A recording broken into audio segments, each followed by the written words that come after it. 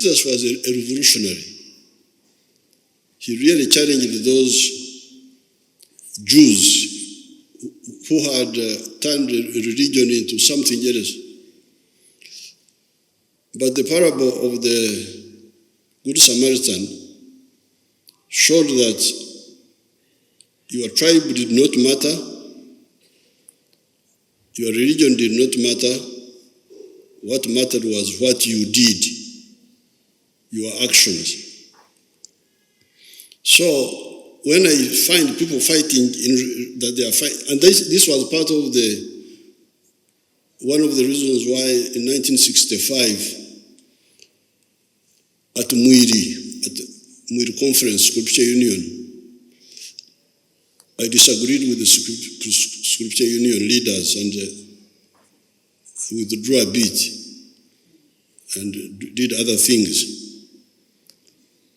The part of this was bigotry, chauvinism,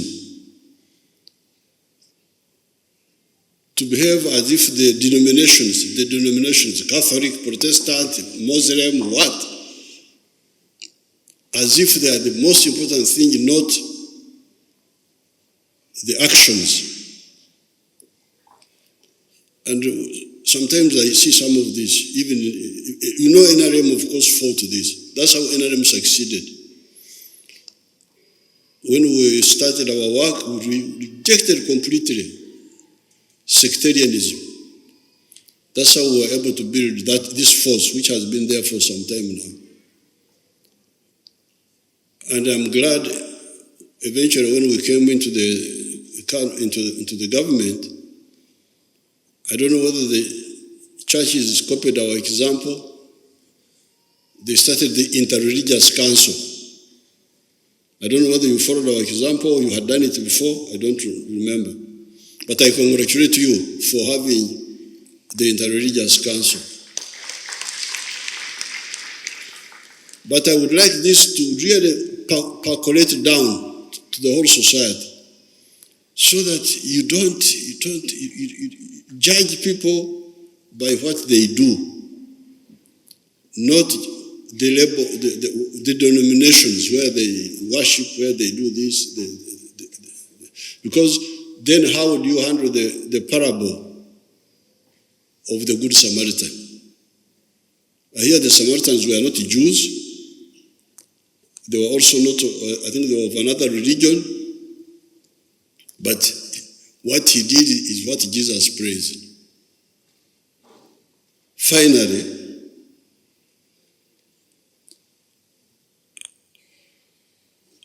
I discussed with Mama when we saw the good thing here. I said, "Ate kozechi."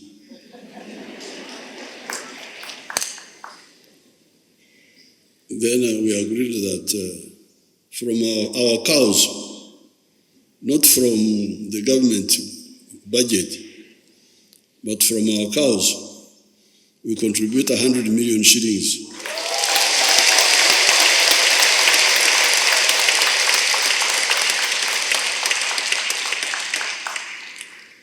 But since you also elected me as president, you remember that issue?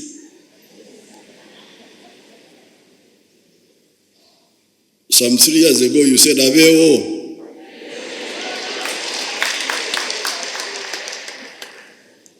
I will use that authority which you gave me in the new budget of July to contribute 1 billion shillings to the church.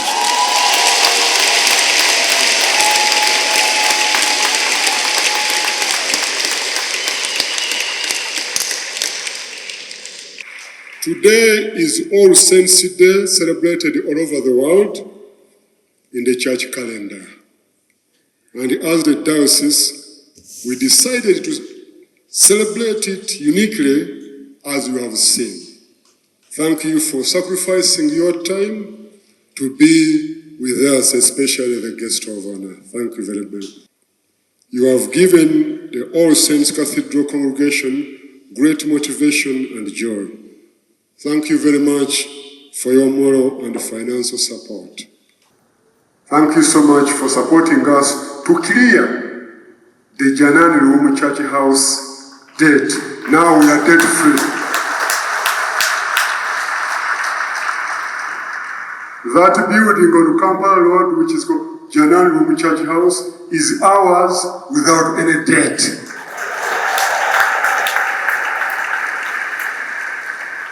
And we thank you so much, Your Excellency, even for directing the Minister of Finance to compensate us for our land at Entebbe and at Makerere. That would help us out. And I request that the government clears our remaining compensation of 21 billion for Makerere so that we do our mission. They cleared the other, this financial year, we were not considered. I think I have been advised that we can see how we can calculate it so that we have our interest calculated. Your Excellency, just behind here, just behind the cathedral, just here, there is a piece of land which is on sale at 90.3 billion Uganda shillings. All of you, I want to request you to pray and support us so that we purchase this land behind us for purposes of operation as the cathedral. Your Excellency, just on 29th October, we were in Busoga and celebrated the day of Bishop Hannington, the first bishop of the Church of Uganda, who was killed by Chief Ruba because he didn't get to understand the language well. The King of Uganda said, Mute, and the Musoga saw it, Mute, so he killed Bishop Hannington. And now, Bishop Hannington Day, as a public holiday, is not yet sorted as you had promised to consult, Your Excellency. Once again, I thank you all for honoring our invitation, for your patience and great support towards God's work, and also the support you have given us. Allow me to appreciate Bishop Hannington Mutebi for the great work he has done. From starting in 1912 as a chaplain for the chaplaincy of the British Colonial Hospital that accommodated a small number of worshippers as they were, to today when it has grown into a cathedral for hundreds of thousands of Christians in the years of Kampala. This growth mirrors the change in Uganda's nation has improved. This grand edifice, this grand structure down here, stands as a testament to our collective faith, resilience, and commitment to creating a space that accommodates our growing congregation. The journey which began as said a moment ago, in the late 1990s, due to the need for more space, has accumulated in our Christian structure that can seat more people, featuring modern technological designs, while echoing the beautiful essence of its predecessor. The new cathedral features several unique architectural elements.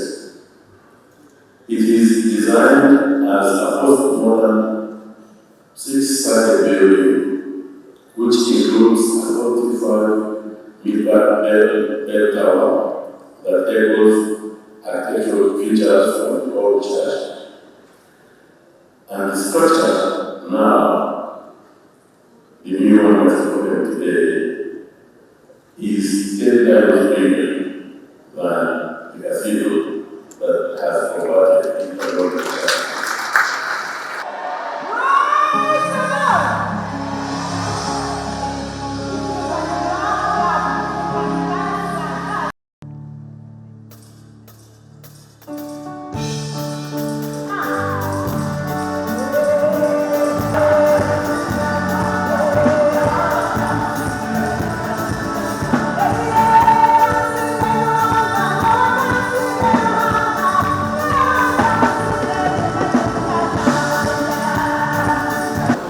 In the church calendar, it serves as a powerful reminder of the legacy of faith that surrounds us. All Saints Day, 1st November. All Saints Day is celebrated on November 1st. And when you come, you find a very clear stamp of footprints.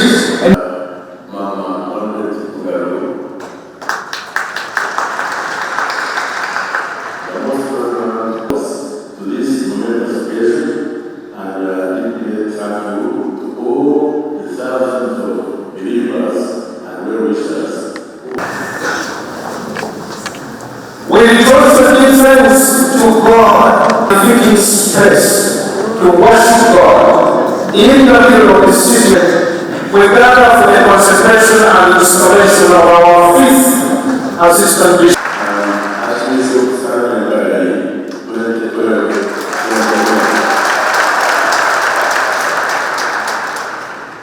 Have grown in the gigantic tree, which is this edifice. The condition we have as here. We extend our heartfelt gratitude to the leadership of God And the sins that so easily entangle us. And let us run with perseverance the race marked out for us. Sadly, we gather for the making of deacons and the making of priests, offering us for forgiveness and the promise of new life to run the race with perseverance. Is God, Jesus. That is the tremendous news from the Bible.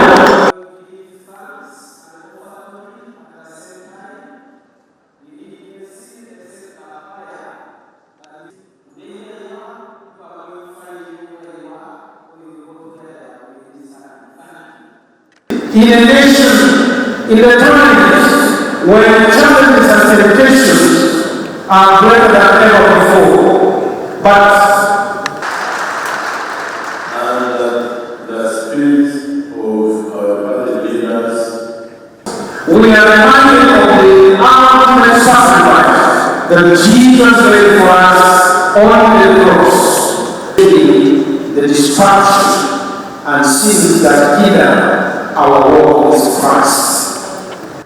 I believe it is the right thing to do to recognize and appreciate the leadership of the church in this general room 74, 77, as well as 77 at this moment, our habits. I would like to recognize this.